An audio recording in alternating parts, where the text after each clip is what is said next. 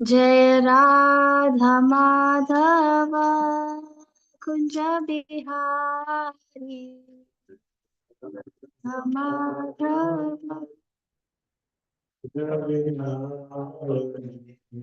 गोपी जन वल्लभ गिरिवरधारी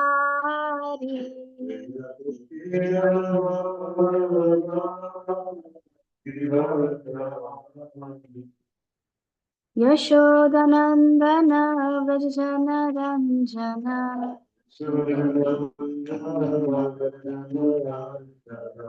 यमुना तीरा वनचारी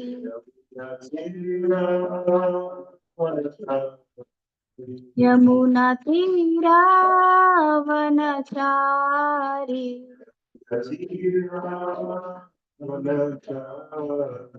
जय राधा माधव कुंज बिहारी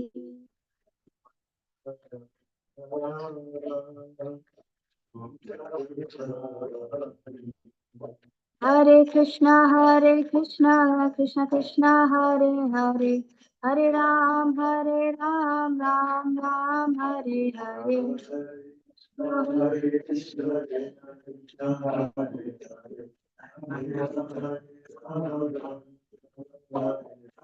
हरे कृष्णा कृष्णा कृष्णा हरे हरे हरे राम राम हरे हरे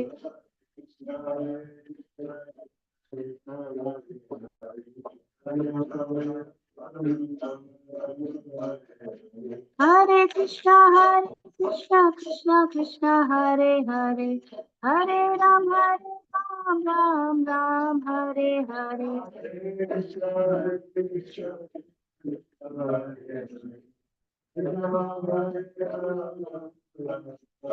हरे राम हरे राधा मुरलीधर श्री राधे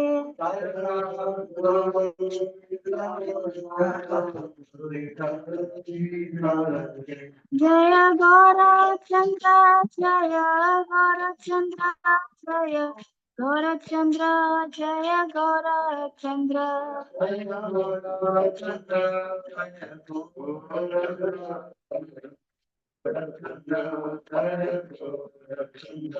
जय जय प्रभुपाद प्रभुपाद प्रभुपाद जय प्रभुपाद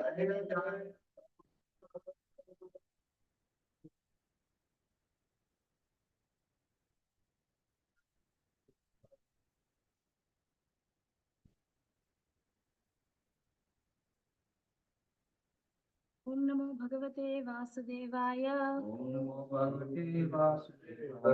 ओम नमो भगवते वासुदेवाय ओम नमो भगवते वासुदेवाय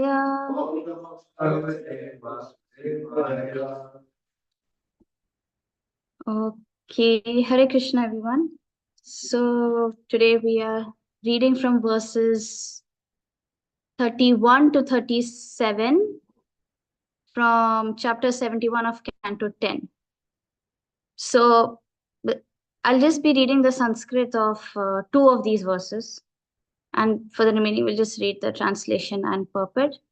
So this is 10.71, 31, 32, translation and purport by disciples of Srila Prabhupada. Srila Prabhupada ki jai. The roads of Indraprastha were sprinkled with water perfumed by the liquid from elephants' foreheads, and colorful flags, golden gateways, and full water pots enhanced the city's splendor. Men and young girls were beautifully arrayed in fine new garments, adorned with flower garlands and ornaments, and anointed with aromatic sandalwood paste. Every home displayed glowing lamps and respectful offerings, and from the holes of the latticed windows drifted incense, further beautifying the city. Banners waved, and the roofs were decorated with golden domes on broad silver bases. Thus Lord Krishna saw the royal city of the king of the Kurus. Purport. Srila Prabhupada adds in this connection, Lord Krishna thus entered the city of the Pandavas, enjoyed the beautiful atmosphere and slowly proceeded ahead. Okay, this is now next we're doing verse 33. Again, the translation. When the young women of the city heard that Lord Krishna, the reservoir of pleasure for human eyes, had arrived, they hurriedly went onto the royal road to see him. They abandoned their household duties and even left their husbands in bed, and in their eagerness, the knots of their hair and garments came loose. Interesting. Verse 74. Translation. The royal road being quite crowded with elephants, horses, chariots, and foot soldiers, the women climbed to the top of their houses, where they caught sight of Lord Krishna and his queens. The city ladies scattered flowers upon the Lord, embraced him in their minds, and expressed their heartfelt welcome with broadly smiling glances. Purport. Srila Sridhar Swami comments that the ladies communicated through their affectionate glances their eager inquiries as to the comfort of Lord Krishna's trip and so on. In other words, in their ecstasy, they intensely desired to serve the Lord. Okay, so this verse, we will read the Sanskrit, verse number 35. Uchchustreya pathi niriksha mukunda patnis tara yathodupa saha kim akarya amubhi yachakshusam purusha moler udarahasa Leelavaloka Kalayotsavam Atanoti. Translation. Observing Lord Mukunda's wives passing on the road like stars accompanying the moon, the women exclaimed, "What have these ladies done so that the best of men bestows upon their eyes the joy of his generous smiles and playful sidelong glances?" Even this verse 36, we will read the Sanskrit verse. Tatra tatropasangamya paura mangalapanayah chakru saparyam krishnaya shreni mukhya hate sanaha hate nasaha. Translation. In various places, citizens of the city came forward holding auspicious offerings for Lord Krishna, and sinless leaders of occupational guilds came forward to worship the Lord. Purport. Srila Prabhupada writes, while Lord Krishna was thus passing on the road, at intervals, some of the citizens, who were all rich, respectable, and freed from sinful activities, presented auspicious articles to the Lord, just to offer him a reception to the city. Thus they worshipped him as humble servitors. And our last verse for today, verse 37. Translation.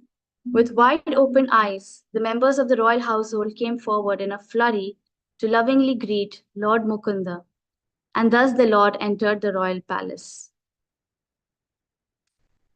Om Agyantimirandhasya Gyananjanashalakaya Chakshurunmilitam Yena Tasmai Shri Guruve Namaha Shri Chaitanya Manobhishtam Sthapitam Yena Bhutale Swayam Rupa Kadamahyam Dadati Swapadantikam Vandeham Shri Gurun Shri Yuta Padakamalam Shri Gurun Vaishnavamscha Shri Rupam Sagrajatam Sahagana Raghunathanvitam Tam Sajivam Sadvetam Savadhutam Parijana Sahitam Krishna Chaitanya Devam Shri Radha Krishna Padan Sahagana Lalita Shri Vishakhanvitamscha He Krishna Karuna Sindhu Dinabandhu Jagatpate Gopesha Gopika Kanta Radha Kanta Namastite Tapta Kanchana Gaurangi Radhe Vrindavaneshwari Vrishabhanu Sute Devi Pranamami Haripriye Vancha Kalpatarubhyascha Kripa Sindhubhaivacha Patitanam Pavanebhyo Vaishnavebhyo Namo Namaha Jai Shri Krishna Chaitanya Prabhu Nityananda Shri Advaita Gadadhara Srivasadi Gaura Bhakta Vrinda Hare Krishna, Krishna Krishna, Hare Hare, Hare Rama, Rama Rama, Hare Hare. Namo Vishnu Padaya Krishna Pishtai Bhutale Srimate Bhakti Vedanta Swami Niti Namne Namaste Saraswati Deve Gauravani Pracharine Nirvishesha Shunyavadi Paschatya Deshatarine. So, thank you everyone for joining today's Srimad Bhagavatam class. And I seek the blessings first of all the assembled devotees, our senior devotees, Adi Purush Prabhu. Arjun Prabhu is in Vrindavan right now, but I'm sure his blessings are always there with all of us. And all the assembled devotees here in the temple hall online, so that we can have a nice, nourishing class today. So, these verses are very nicely describing Krishna's entourage's grand entrance to Hastinapur, and everything was made very well, very much ready for his welcome. And if you see some of these descriptions over here for his welcome, they are so beautiful and they're so rich with culture, with tradition, and they have so much of a great significant meaning attached to them, and they even have most important underlying element of devotion to them. Like for example, the first thing, like when I read this verse, it was mentioned that there was some liquid coming out from the forehead of the elephants. Now I didn't even know that such a thing even happened, but then I checked it, and there is actually like a liquid which is known as temperin. Okay, the temperin is a liquid that exudes from the forehead of the elephant, and this actually comes out when the elephants are heightened. In there's certain periods in which they are heightened internally, more sexually, or they have a feeling of dominance. But this is considered auspicious because it represents vigor. It represents kind of like a potency, and it's used actually for welcoming like great personalities. So there's like like, and so we can understand here that even the elephants are actually feeling this height of ecstasy in knowing that they're welcoming Krishna. So that is why they're exuding this naturally. It's coming naturally for them. So they are aroused within, but in a very spiritual way. So we see not just the men, women, but even like animals. They feel ecstasy too, because that's what Krishna's presence does. It gets the best out of everyone. And and then there are so many other examples that are given in these verses. We have like, there are flags of different colors over here. Now, all these flags, or the colors of these flags, they have different meanings attached to them. Like, for example, red represents fire. So it's linked to more like energy, transformation. Then we have the color green, which generally denotes water. So, it symbolizes harmony, balance, like a soft nature. We have the color yellow, which represents the earth. So that means that it symbolizes fertility, stability, and like it's a grounding aspect of life. Then white in general represents air. It also represents purity, compassion, peace. Blue is the color of Krishna, but it also represents the sky. So it represents the vastness. It symbolizes vastness and the aspect of infinity in one sense. So all these colors together are coming. They're put together in the form of flags to welcome Krishna, because all colors come from a man. They all are coming together in a joyous union to celebrate the welcoming of Krishna. And then we have, they've mentioned even over here, they have these arcs, like gateways and everything. So arcs in general, they evoke a feeling of awe and reverence and wonder. And it's almost like considered like a gateway to a divine realm. If you have arcs in temples, which when we enter the arc, we almost like feel a sense of calm coming over us, because we know that we're leaving something material behind and entering a divine presence. At least that's what it's supposed to invoke. And we have also, like we see in these verses, that lamps were offered, incense were offered. Lamps and incense are something that we offer during aartis. Lamps represent fire, the element of fire, and it symbolizes the victory of good over evil, of light over darkness. And similarly, we have incense, which purifies the air, the atmosphere around us, so that it creates a nice meditative and prayerful mood in which we can connect more closely to the divine. And another wonderful thing we see over here is, like all the people of Hastinapur, they are dressed very nicely in like nice, beautiful, wonderful garments. And garments traditionally represent so much about us of who we are. Um, it shows our values morally, culturally, and when we wear the appropriate garments, it also invokes a sense of respect from whoever we are dealing with. They have worn garlands over here, which are kind of like a tangible manifestation of purity, beauty, innocence in one sense, and also divinity, because we offer garlands to Krishna every day. Um, and then they have sandalwood paste, especially in the form of, like we have tilak. So, and tilaks are specially meant to show that, yes, we follow a spiritual lineage, or, this is the culture that we follow. And also helps us to, like cool the mind so that, we can meditate and pray properly. And lastly, we have these beautiful ornaments. That ornaments are, generally they kind of like invite divine blessings and protection. Some ornaments traditionally in India have, like some carvings of goddesses and gods on them. Some of them, like in chains and all of that they have. And it also brings a lot of positive energy and prosperity. So, like all these things, we see that there's this huge cultural, social, and spiritual gathering going on over here in Hastinapur.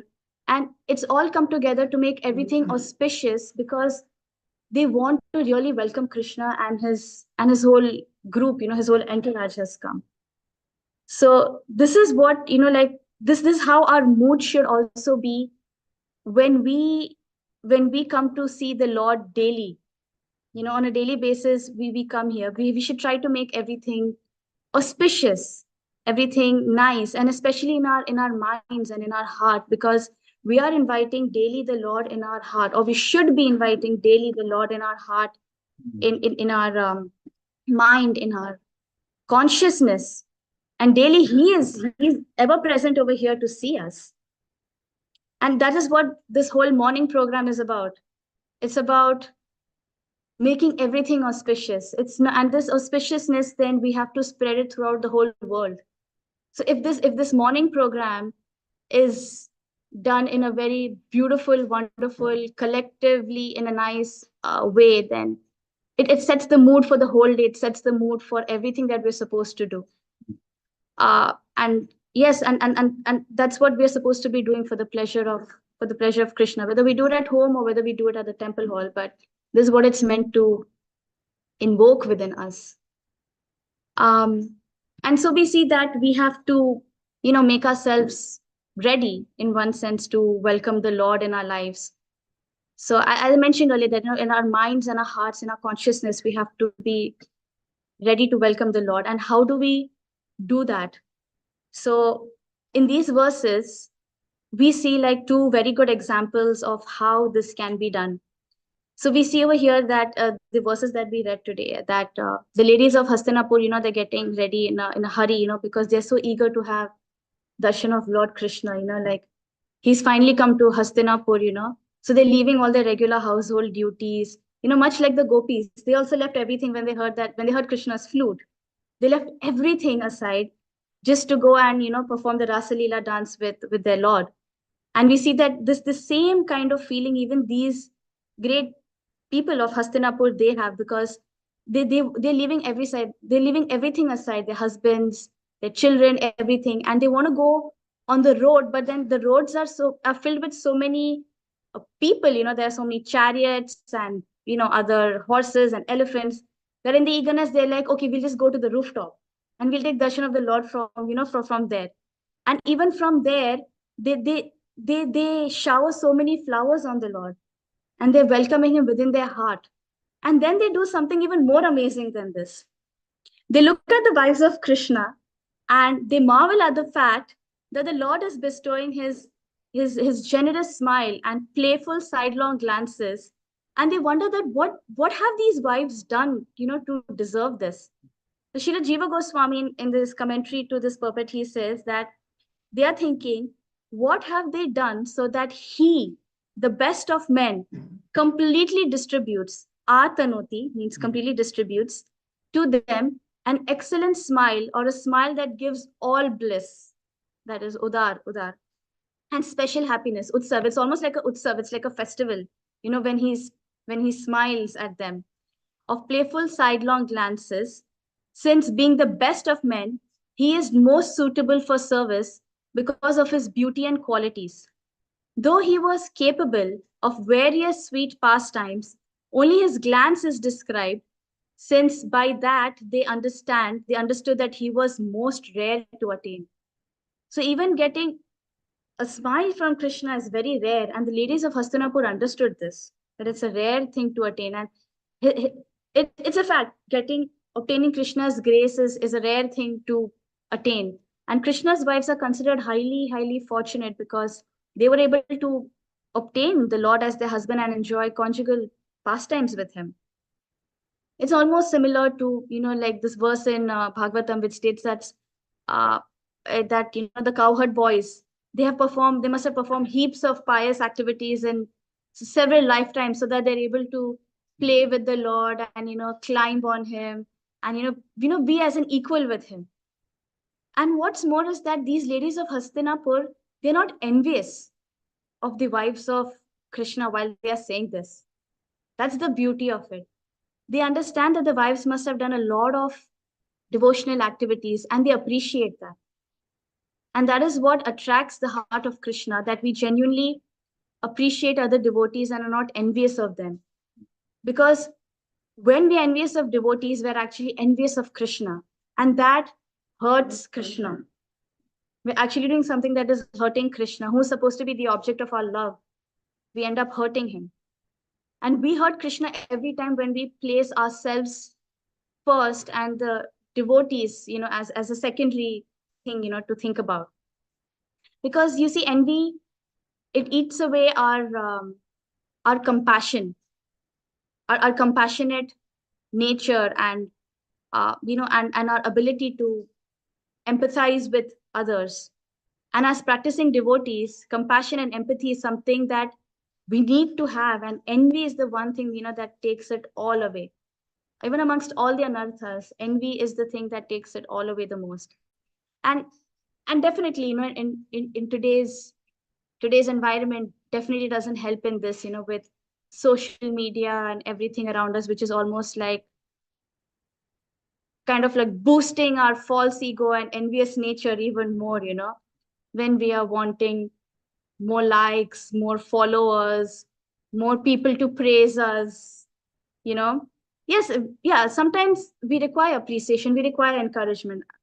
That's not to be like underestimated, but we do everything sometimes to have that edge over others, and this kind of creeps in even in our devotional life, where we're trying to have that edge over others. And and when devotional service is actually about letting go of all these things, when it's about appreciating others, is trying to actually become the servant of the servant of the servant, and trying to assist others in their service to Krishna. So, well, what can we do about this? What do these ladies of Hastinapur do? They actually appreciated the devotees and they prayed to Krishna. Two things they did. Envy can't be removed on our own rights. We have no capacity to remove the envy that we have within us. Only two things can help us: service to devotees by getting their blessings. It brings about humility within us, and intensely praying to Krishna to help us get rid of our envious nature.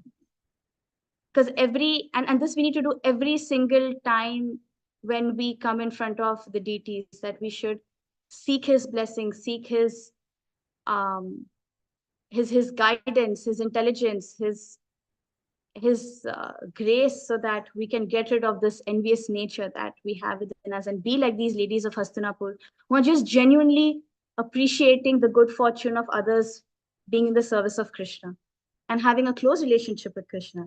And that is actually making them more dear to Krishna. And the second example, which in which, by which we can welcome the Lord in our lives more, in a more genuine way, is by being sinless. It's mentioned here that the sinless leaders of occupational guilds came forward to offer their best gifts to Krishna. It's mentioned in verse number 36. And Srila Jiva Goswami again mentions in this commentary that all the leaders were devoid of karmas on remembering him, and thus they performed his worship.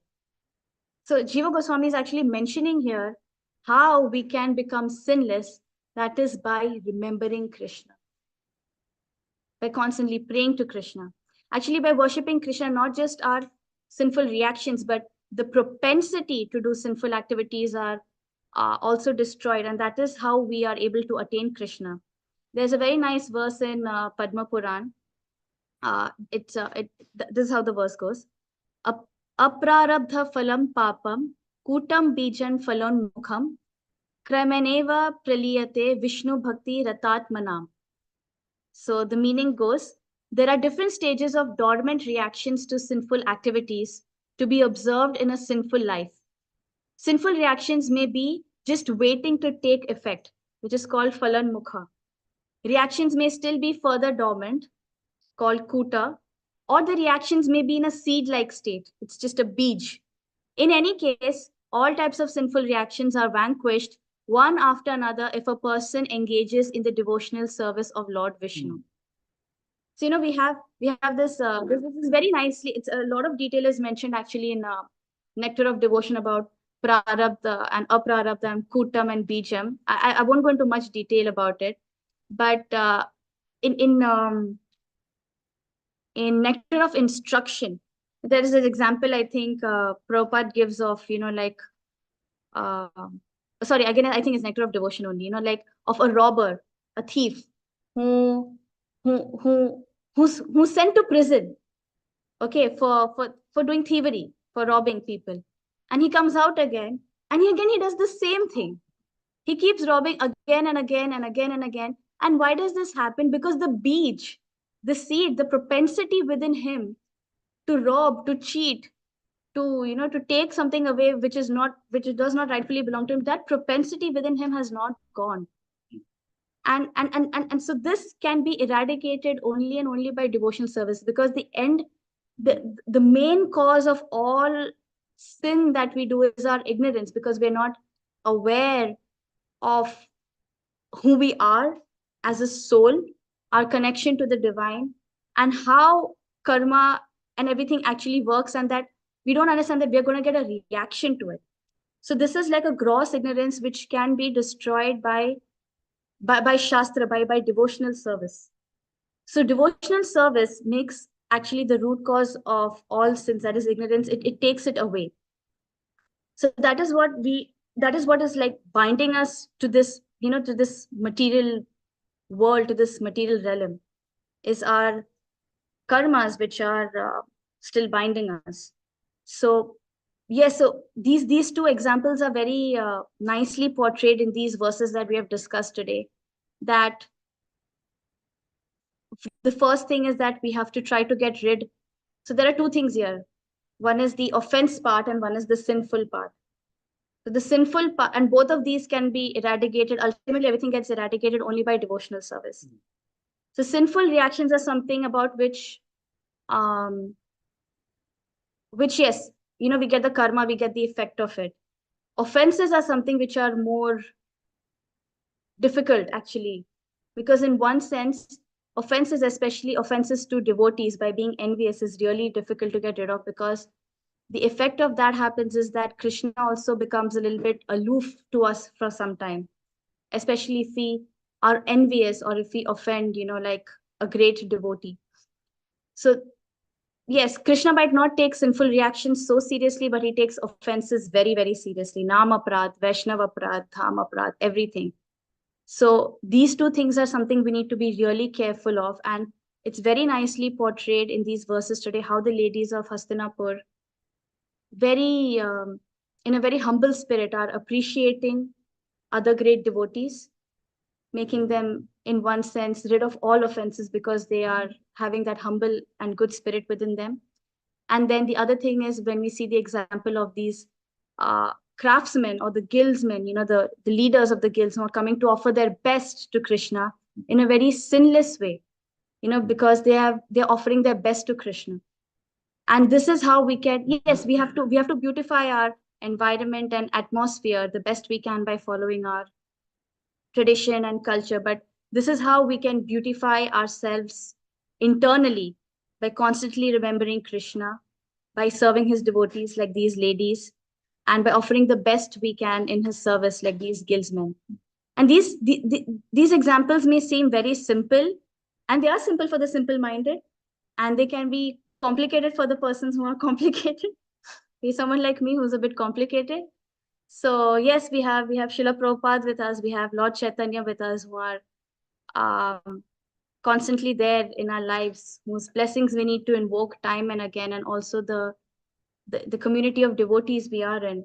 We need to invoke their blessings, so that we can chant the holy names properly, serve them properly, so that we can also become simple-minded like them, not complicated.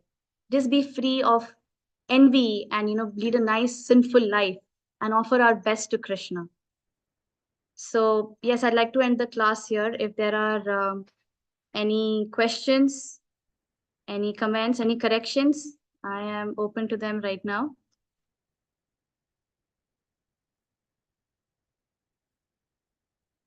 Yes, William Prabhu. Hare Krishna Mataji, thank you so much for a wonderful class. Just a reflection. Yesterday I was mentioned in the comment, yesterday in class I was mentioning in the comments that it's been over 20 years since I've been involved with Krishna consciousness. And I didn't get the chanting right. I just never got the chanting right until this year. This year I finally got it. I think I finally got it right. And it is such a wonderful experience to actually feel the blessings of Krishna, getting the chanting right. And there was something else I wanted to mention. So as a parent, of two children who are not of Krishna consciousness, who are not raised into Krishna consciousness, it is very, very, very difficult so I've been praying to Krishna and Radha to help me raise them in Krishna consciousness. And it's very, very difficult. Because now they're teenagers and they want to eat meat, And so, anyway, I don't want to take up too much time. Basically, when you were saying in your talk about how we decorate the temple and we make the temple beautiful, and we do this for Krishna as an offering to Krishna. I have a temple here in my house. My children, they're not my children. I say they're Krishna's children. So I just want to thank you for class again. Hare Krishna. Thank you. Thank you so much for sharing. Yes, we should all pray for William's children. Prayers actually play a very important role in our lives. We don't know because of whose prayers we have reached here, because of whose blessings we have reached here. And yes, if you have a temple at home, maybe, I don't know if they are in some way inclined with some decoration or something of that sort, maybe that we can engage them, or the best, just give them prasad. Maybe that will help maybe get a little bit rid of their propensity to have meat. But all the best to you. Thank you so much for sharing. Hare Krishna. Hare Krishna. Yes. I'm looking at Srila Bhaktisiddhanta Saraswati Thakur behind Krishna Kumari. And I remember in this pastime where he was building a temple, and the construction workers there, they were simple people. And they, had their smoking habit. And Srila Bhaktisiddhanta Saraswati Thakur, I think he himself, or he ordered somebody to roll up cigarettes for them because they were engaged in service. it's a far out example, but it shows how everybody's deserving of Krishna's mercy, regardless of their habits in this particular lifetime. Nothing disqualifies anyone from devotional service, maybe except from envy, right? If you're actively envious of Krishna, if you're actively envious of devotees and trying to undermine them, then that disqualifies. But bad habits, not so much. And we see how our acharyas, by their example, are showing us how to approach those things, engage them in service, and then gradually they'll get purified. And in the meantime, you may need to roll up a cigarette or two for them. But if they are engaged in service, then Krishna will take care of the rest. Is that a valid comment? I leave the rolling of cigarette part to a great acharya like Bhakti Siddhant. I'm not going to do it, but he can very well do it and purify the whole world with it. We have Janitai Prabhu over here who would like to share something. Oh, are you doing over here? I really wanted to take the opportunity before everyone was blessing William's children, which I offer them Radha Govinda, Radha Muralidhar, just attract them to Kirtan. Please attract them to the form of Krishna.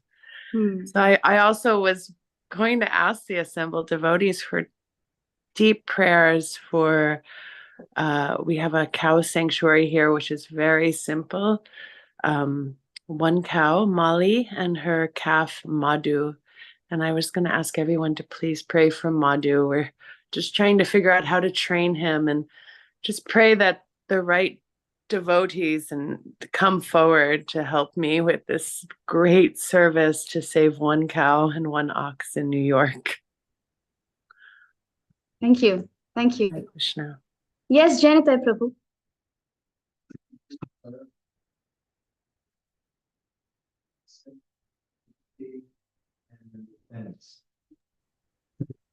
We can't hear it. Yeah. We can't hear Janitai Prabhu. We can't hear you. So, He's saying yeah, I'm repeating it.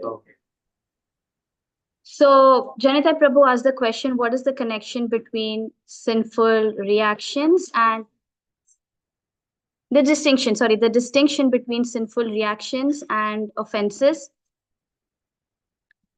So sinful reactions, from what I have understood and heard so far, they arise because of our material conditionings, because of our sinful reactions is something like basically like not following, in one sense, like for our understanding, like not following the four regulative principles. That would be leading a sinful life. We are killing animals and eating meat. That's a sinful activity, if anyone does that. Then having illicit relations outside of marriage, that's a sinful activity. So these gambling, intoxication, all these are examples of sinful activities because they arise from the weakness of our heart. And offenses are something more, on the other hand, offenses are something more deeply connected to Krishna, because offenses are something we do either to him directly or to his devotees. So like we might be committing offenses against the holy name. That is a nama aparadh. So that is directly Krishna himself, because he's not different from his holy name. We might be doing Vaishnava aparadh, which are offenses against the devotees, or like Dham aparadh, like offenses when we are present in his holy realm, which is again a manifestation of his energy. So if we, and that is like more like what you might call, it's more closer to Krishna. We are committing offenses to Krishna or to his devotees or something connected to him. And that is why Krishna will take that a bit more seriously, because now we are in one sense trying to enter his realm, trying to get in touch with him more closer, and yet we are committing offenses. Whereas sinful reactions is more like, it's more because of our material conditionings in one sense, but it can be committed to a non-devotee. Yes, it's mostly connected to non-devotees, like who are like not directly like, who are like directly like practicing Krishna consciousness, or not directly connected to, like, it's not directly the holy name of Krishna, something of that sort. So sinful reactions come to us and they will come naturally. It's part of the karmic process. So karma comes out of the sinful activities we do, for which we get a reaction. And it will happen in the normal course of our life. Okay, we do this, we get that. We kill an animal, in the next life we will get killed. So that's like a give and take kind of a thing. But with offenses, since it's happening to someone close to Krishna, to Krishna directly, um, the reactions to that come out more differently.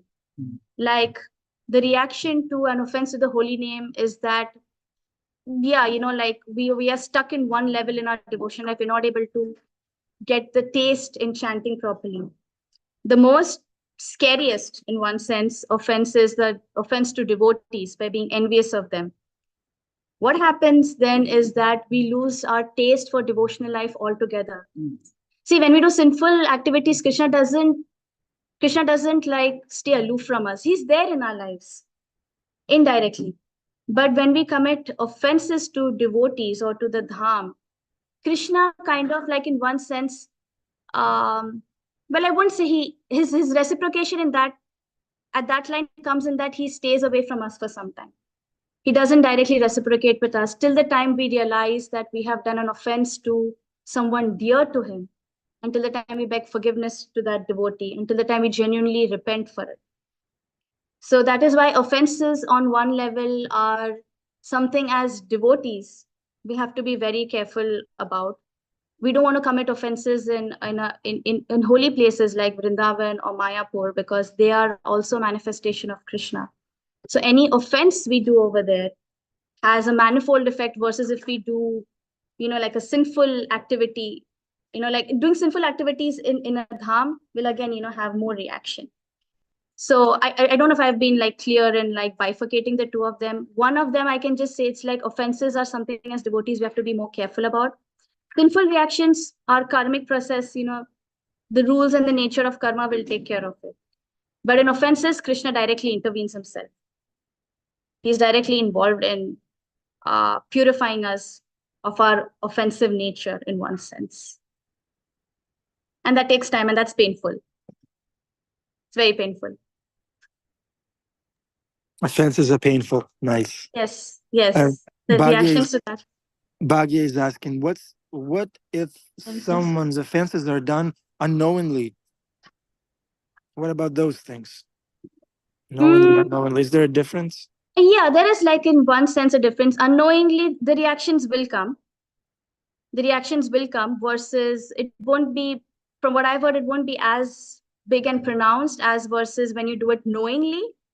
But the reaction will be there. Like, you've been committing offenses to the holy name time and again. You don't realize it, but once you realize it and then still you commit it, that's an offense to the holy name.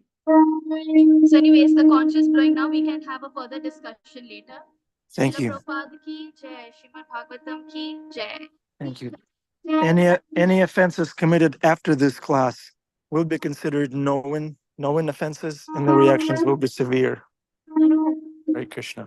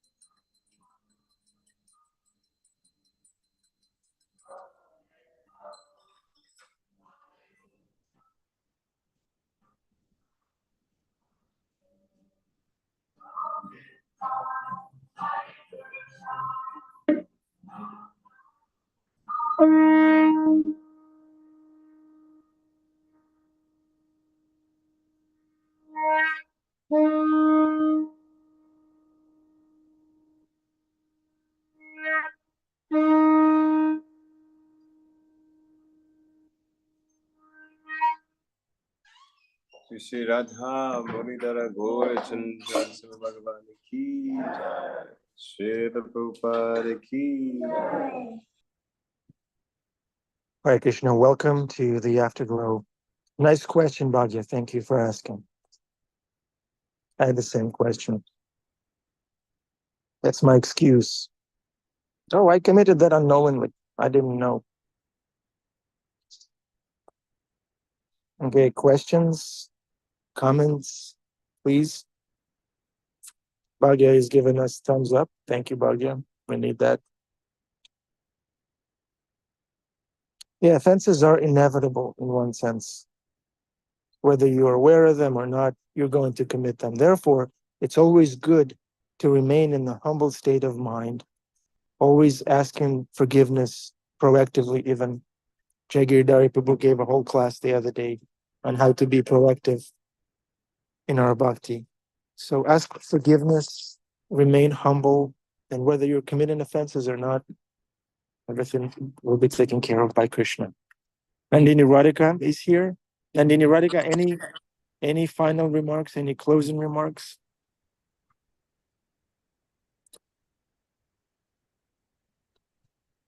Before she's here, I did want to say there was this, I don't know where she lives now, but this amazing Prabhupada disciple, Mother Manukanya. And she used to come to Radha Govinda Mandir. And I would say, oh, I hurt my left foot, like I sprained my ankle, or I, hurt my right foot. And she would say, one foot means you offended the devotees, and the other one meant you offended Krishna himself. And I was always hurting my feet. But, karma is just so complicated. Who knows? But, I think, as a mother, every night I reflect on what I could do different or how I could do better. And I think, that's our position, that we don't know all the offenses we commit, and we don't want to be mental, but we could consciously reflect, in our relations and what our thoughts were, and, how to bring it back, how tomorrow I can do a little differently.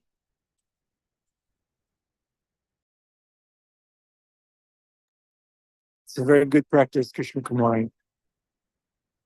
Bhagya asked forgiveness for eating egg yesterday. since she wasn't going to eat any meat for the month of September. Nice, Bhagya. Nice. Very good. Jeffrey Eckler has his hand up. Hare Krishna. Thank you for class, Nandina Radhika. This was a very, very insightful and a nice exploration of the concept of envy and offense.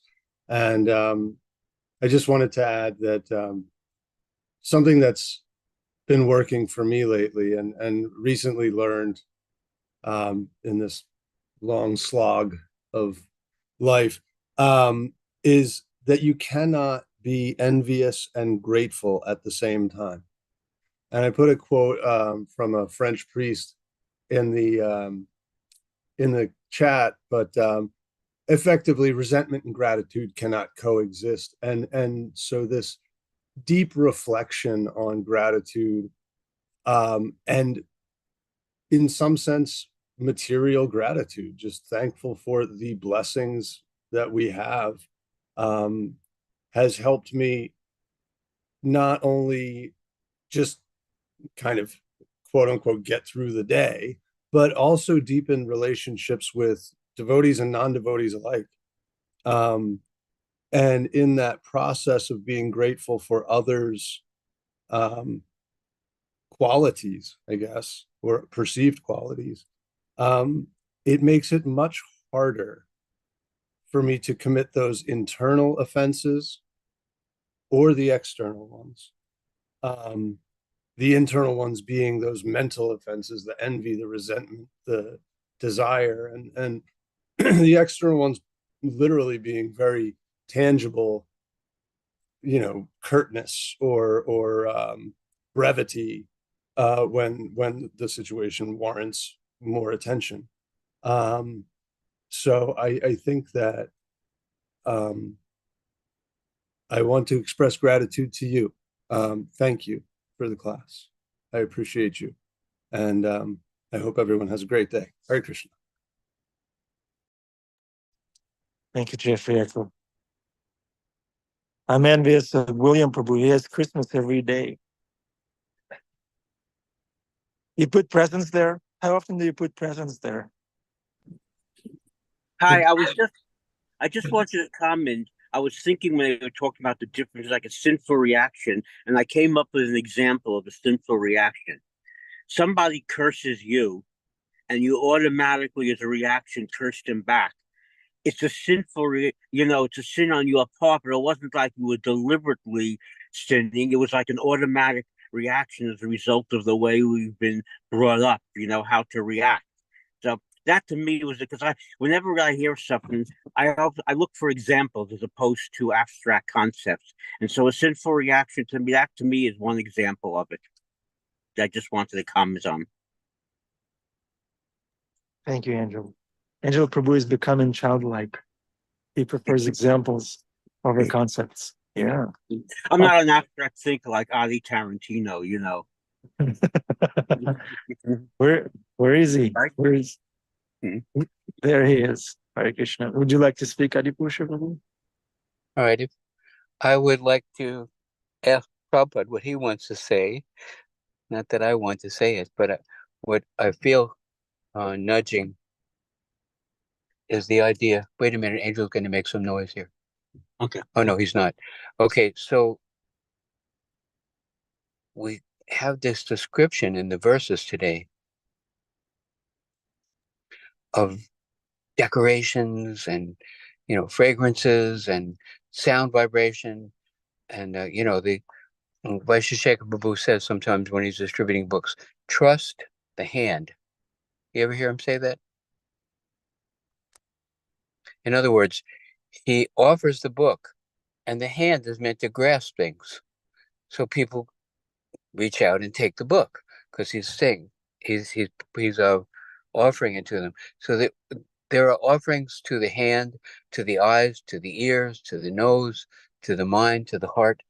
And all these things are done to show our love for Krishna. They're welcoming him with elaborate music and decorations and dressing nicely and even fragrances. And spiritual life is not dry. What Prabhupada's given us is so rich. It's not that we don't dance, we don't laugh, we don't talk, we don't sing. Everything is there, and it's appropriate for all the senses to be engaged nicely like that in the glorification of Krishna. Well, Vaishnav Babu was saying the sensory deprivation chamber. You know what that is, Ananda Bihari? Yeah. They put something around your hands so you can't feel anything. They put something dough on your ears and a head, and put you blind, and there's no fragrance and it's completely silent. And they go in there, and you can't hear, smell, taste, touch, see anything, right? And people can't bear it. They No, actually people pay for that. My sister went to a place that offers that here in New York. How long did you stay there? I think 40 minutes. There's a Oh session my like God. 40 minutes. Well, They what he put you said, in some kind of liquid, and it's supposed to be therapeutical. I don't know. It's I'll tell probably you nonsense. what he said was that the experience is radical and uncomfortable, and we begin to hallucinate if you stay in there long enough, because it's normal to see things, to taste things, to smell things, to touch things, and but all these things can be done in a materially. I mean, you come out on the street and there's garbage cans and sidewalk and dogs pooping and stuff, and you know, um, all these things can be done in a distracting or degrading or frivolous way, or the senses can be employed in seeing what we were looking at Radha Muralidhar this morning. I almost fell over. They're so beautiful, so beautiful. I mean, the devotees are doing such a wonderful job glorifying Krishna and decorating the deities. You can't take your eyes off them. They're it's a wonder. It's a wonder to behold. So the senses are purified by being engaged in Krishna's service, not by being just denied. And it says even embracing the bodies of the devotees is a form of devotional service. So we don't want to just the Mayavadis, they eat dry food, and they don't sing, they don't dance, and they look like this. No, no, no, no. Because they're thinking that sense gratification is degrading, and it is. But sense gratification can also be done in a purified way, uplifting way, spiritual way, for Krishna's pleasure, and very, very satisfying. Anyway, I'm sorry it's such a long share, but that's what Krishna gave me to say. Thank you, Adipur. Well, glories to Srila Prabhupada. How wonderful is Krishna? He's giving us such a rich life. Yeah, thank you. Jeffrey Eckler, William Prabhu. Jeffrey. Hare Krishna. Just wanted to further glorify what Srila Prabhupada spoke through Adi is about this sense perception and its relationship is in the verses, and that were read today. 31 and 32 talks about the fragrance, as Nandini Radhika talked about the elephants, the fragrance from the liquid coming from their heads and the incense. And then verse 33 talks about the gopis hearing the sound. And then in 34, 35, it talks about the crowded streets feeling that crowdedness, and then the seeing of the flowers and things like that as they spread the flowers out.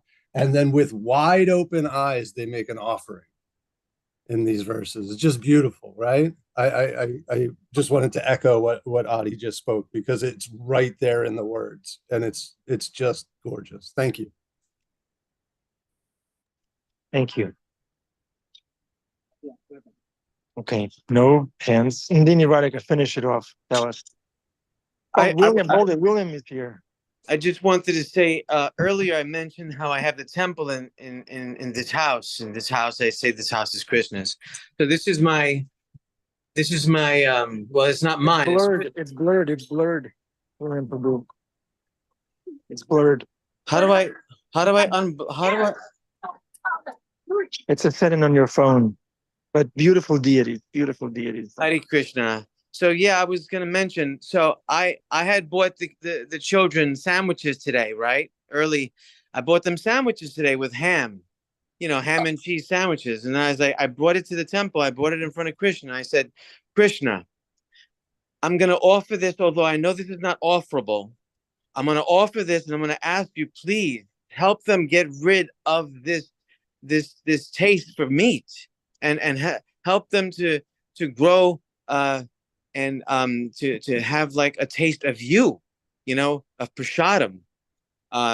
Please. So I offered it, and I put it at the table so that when they eat it, maybe they'll slowly, hopefully want some prasadam, and so anyway, that's my comment. Hare Krishna. Thank you, William Prabhu. And then Radhika, final remarks, blessings. Yeah, no blessings. But yeah, thank you everyone for having a nice discussion. Even after the class. Yeah, I think we should just be careful of both. We should be careful of the offenses we knowingly, unknowingly commit to devotees, to Krishna. That really does affect our spiritual life in a big way.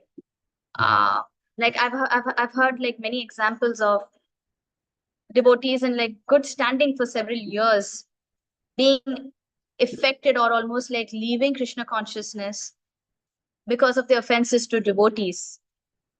And this arises from our envious nature, which we haven't yet got control over, which we can't get control of unless Krishna really intervenes largely in our life. But it's something we have to strive for. We have to be aware of. The first thing is being aware of it, that we are being envious of someone. We are being envious of their good fortune. Catch ourselves time and again. And it's a very, it's almost like a mental exercise which can drain you. But trust me, even if you get drained, it's okay. It's going to be worth it at the end of the day. It's going to take you back to Krishna. And anything you do for that is going to be okay. So, yeah, I think I would just like to say that because I myself do, definitely all of us, many of us, maybe I'm sure some of you all don't. But I do struggle with it from time to time. And it's something I'm slowly trying to, like be aware of it as to where this envious nature creeps in. Yeah, no doubt we will have to be very careful of that we don't commit any sinful activities, at least definitely the gross ones, because the more we commit sinful activities, the more animalistic we become. And that also gives a boost to our offensive nature. So in one sense, they are interconnected.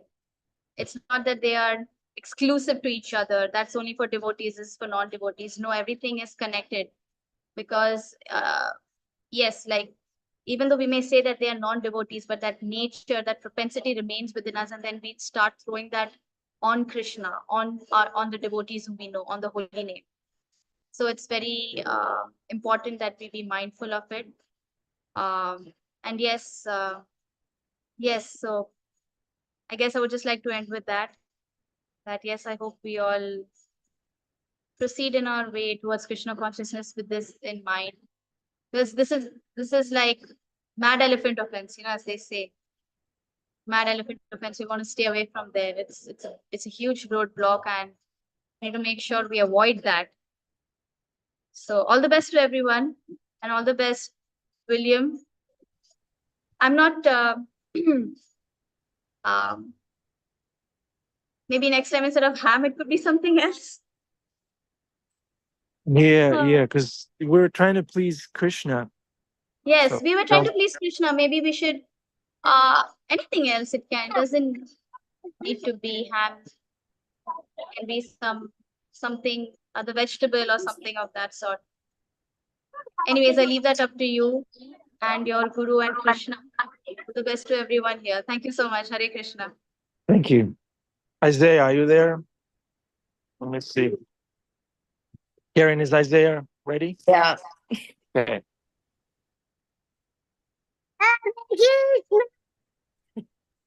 Nice. Thank you. Thank you. Okay, Grantaraj Srimad Bhagavatam Ki Jai. Srila Prabhupada, our founder Acharya Ki Jai. Nandini Radhika Ki Jai. Hare Ananta Krishna. Koti Vaishnava Vrinda